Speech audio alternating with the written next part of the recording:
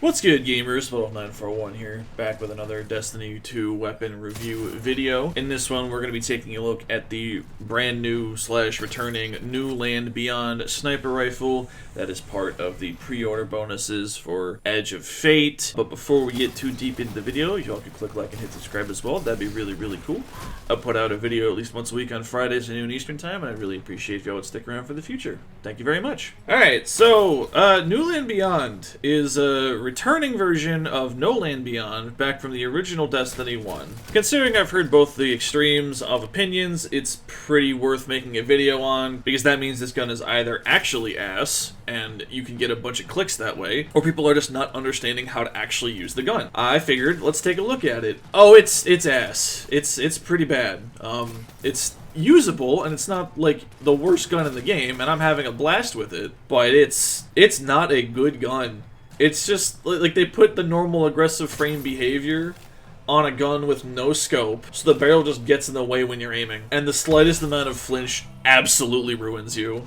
It, like, the barrel curves straight up so you can't see what you're looking at. Like, this, holy shit. It's really rough.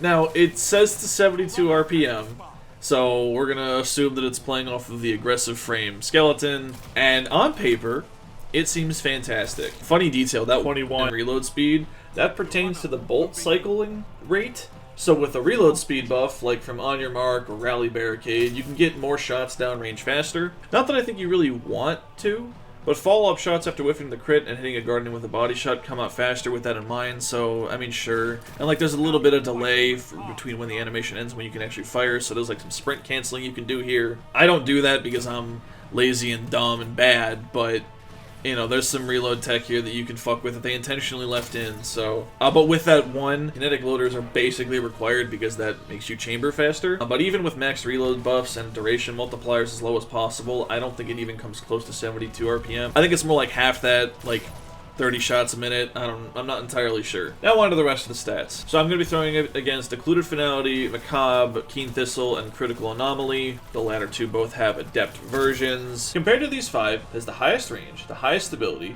has the highest handling by 40, and at least 20 more aim assist than the rest of them. That's an entire opening shot on a primary weapon of difference. It's got an insane disparity between all these other good options, and yet it just doesn't feel this way. The handling you can definitely feel. The rest of them, I mean, it's a sniper. Range differences are, as long as it doesn't have less than like 60 range, you're not going to feel that.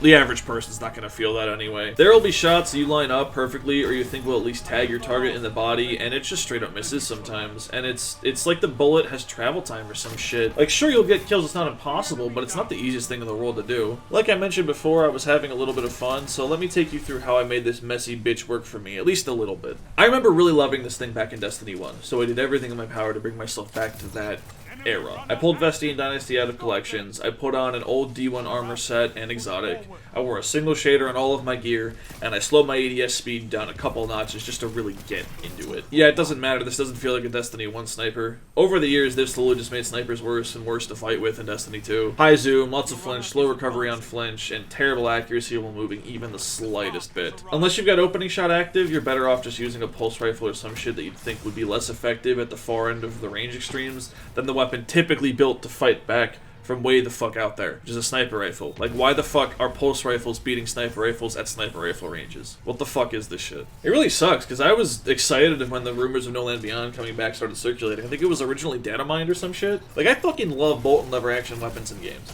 There's something incredibly visceral about having to go through the rechamber process with an external piece of the firearm. It feels more personal, I guess. Plus it helps that usually if the weapon is a bolt action, it hits like a truck and handles exceptionally well to compensate for the incredibly slow fire rate. Now both of those are applicable to New Land Beyond. Like I said, it handles really well, but the base sniper rifle skeleton that it's built on is just not fun to run with over any other kind of weapon. The amount of effort that it's going to take you to put into this is not worth the return that you're going to get usually. Especially in 6s, man. It's very rough in there. Like, I like aggressive frame snipers. My favorite is probably Occluded Finality. It'll hit shots it just shouldn't. It's crazy. Like, it's got the highest zoom, but somehow it'll just, the bullet will curve. It's crazy. But they haven't been in a good spot for months. It feels like they took an aggressive frame, shaved the scope off, lowered the visual zoom a bunch, and boosted the rest of the base stats without touching how the frame reacts to incoming fire. Like, watch this thing settle when you get shot while ADSing. Like, what the fuck do you mean, dude? What?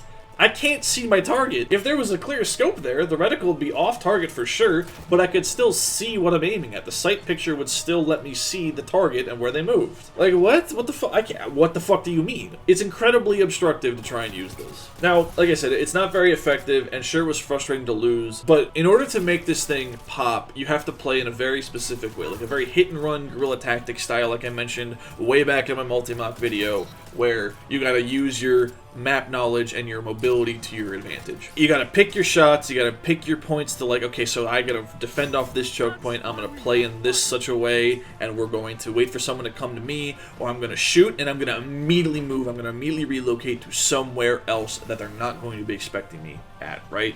Playing like a rat. I pissed some guy off.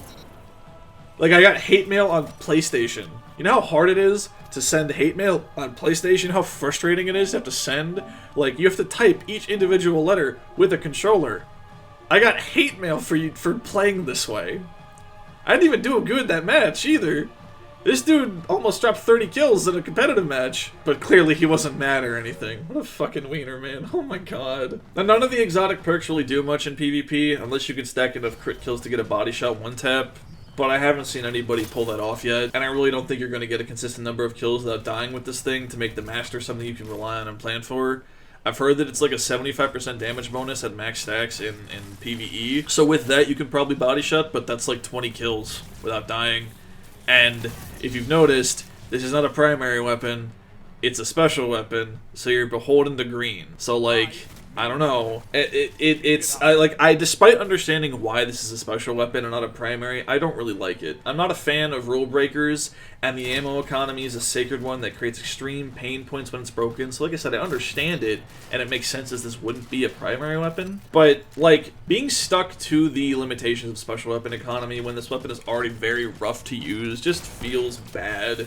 Like, to assist with this, they made each brick of green you get off of a player drop be worth 2 shots instead of the traditional 1, so they clearly know that part of this thing's identity was the constant uptime. I do think that this gun needs buffs if it's going to be using special ammo, but if it was just a primary weapon that hit really, really hard, I don't think I would mind the horrible handling and the terrible flinch and the inability to move while using this thing. I don't think it would need any buff to its performance if it was just a primary weapon, but like I said, I understand why it creates pain points. This can one-tap to the head, and if we're going to be using primary weapons that can one-tap to the head, things get really messy, so I understand why. Taking it to 3s, maybe not Trials, but if you're a casual comp enjoyer and are willing to embrace the slower, more map state advantaged focused playlist, it can do pretty well. Like I said, guerrilla tactics, running gun, knowing your positioning, understanding the map state, all that stuff is very important for utilizing this to the best of its ability. In 6s, there's too much random bullshit. You can't run around and reposition effectively if there's always some asshole behind you because your idiot teammates push too hard and flip spawns for the 7th time.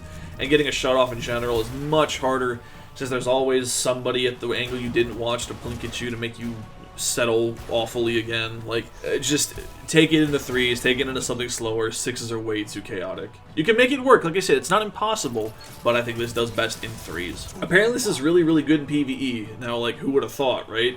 It's an ammo-efficient, aggressive sniper with a stacking damage buff off of hits instead of kills. Of course, it's a decent special DPS option. It's got sniper rifle target lock with no punishment for missing and no timer. Crazy. Now, if it somehow isn't obvious, this is not worth the Ultimate Edition pre-order price tag. I'm gonna get my money's worth because I'm hopelessly addicted to Destiny, and with a little luck this video will do well, but for the average person, I wouldn't factor in early access to a meme weapon from D1 into the decision whether or not to pre-order. If you're gonna pre-order anyway, be my guest, but this is not something that should have pushed me over the edge, and it honestly was, which is really stupid. Like I mentioned in my last video, I don't want to fucking spend money on Star Wars, so oh well. I am a weak man. You can very much just wait around till the Edge of Fate comes around to get this then. Don't worry about it. Just play with the rest of the tools that we have right now. It's funny. It can find some success, but the amount of effort required to get to that point, to where you're into that mentality, into that playstyle, it's just rough. Don't bother. Snipers are not in the best place right now, so... But, with that, that's going to be the end of the video. What do you guys think? Do you like this weapon? Do you hate it? Is it a god's gift to the sticks to you? Is it the worst thing in the world? I'd love to hear any and all opinions on the new Land Beyond in those comments down below. Thank you guys for watching. Thank you for listening. Y'all have a wonderful day.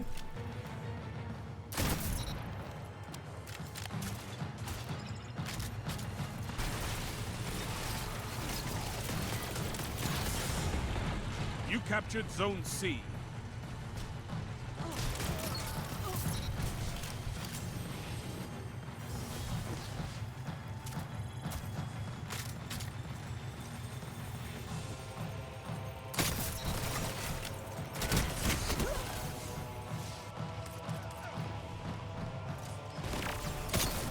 That shut them down.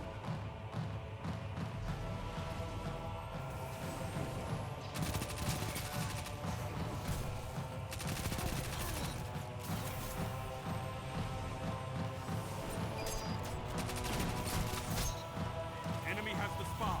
Stop them. Spark ready. Take it. Run her out. Push forward. Double down.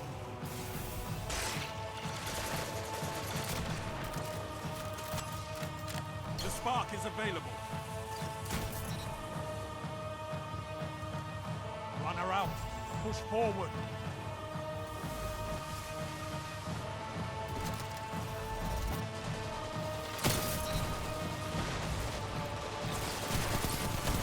Strength in numbers, Guardian.